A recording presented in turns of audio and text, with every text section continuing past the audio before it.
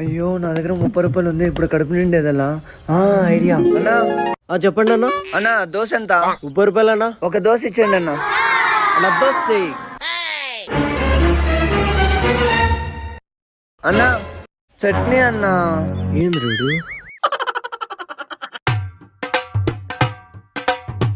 అన్నా చట్నీ అన్నా. మరి ఇప్పుడే కదా వేసింది. అన్నా అన్నా అన్నా చట్నీ చట్నీ అని చంపుతున్నాడు కదా రేడు.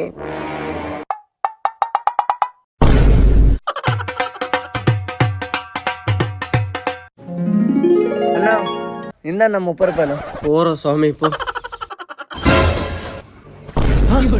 దోశ తినేకొచ్చినాడా చట్నీ తినేకొచ్చినాడు రా.